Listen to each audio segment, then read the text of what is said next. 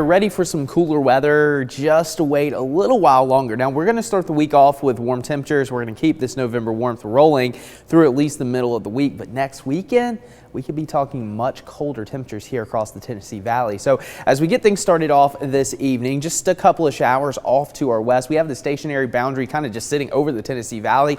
That's pumped in a lot of cloud cover and a few sprinkles earlier, but we're going to be dry tonight. However, tomorrow we're still going to have this boundary in the area, which could produce just a couple of showers for your Monday. Not going to be a big deal. However, here's a look over downtown Chattanooga. Again, it is 6:14 and it is pretty much dark out there. Sunset at 5:42. So yeah, we're going to continue with those early sunsets as we barrel towards the winter solstice in December. A lot of cloud cover out there and just a couple of clear patches, and temperatures are just very warm for November standards. We're talking mid to upper 70s across the board. We hit 80 officially at the Chattanooga airport, also hit 81 in Cleveland. Johnny and Ringgold had a nice 80-degree reading, 78 here in North Chattanooga. Jeremy and Monteagle picked up a little bit of rain, over 1/10 of an inch, and Ben in Somerville calling in with 80 as well. Doug and Delano, the winner, 83 degrees today. The warm spot, 10 Mile had 78, Cindy and Riceville 80. Dave in Turtletown also had a warm reading in eastern Polk County at 78, and 78 degrees down in Rossville. So it was very warm across the entire Tennessee Valley. So as we track out the rest of your night, again, not a lot to talk about, but notice by Monday morning some green starts to show back up on our Futurecast.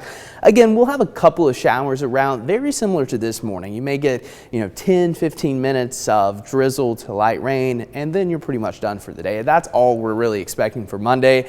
And then skies begin to clear as we go into your afternoon and evening, and that's going to make way for some sunny conditions by the middle of the week. But again, any additional rainfall is going to be very, very light and non-impactful. In fact, I wouldn't be surprised if most of us stay dry as we go into your Monday. But man, we could use the rain. This drought is continuing, and the severe drought conditions have now expanded all the way to western North Carolina. So it doesn't look like we're going to have any substantial rain in the forecast. However, we are watching this tropical system.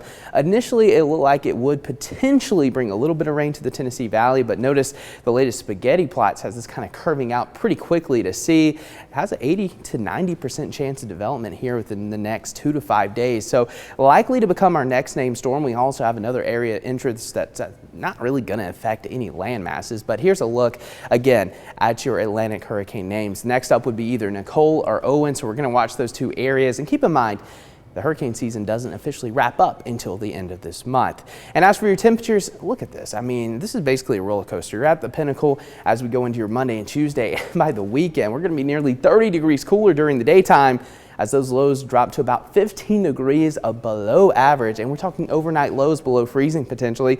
And it's not only here in the Tennessee Valley, it's pretty much across the entire country, as below normal temperatures look to be pretty likely as we go through the middle of November. So talk about a pattern flip coming our way. But as for tonight, it's going to remain mild, temperatures in the lower 60s, and for your next 7 days, warm to start the week and cold to end it. Cornelia?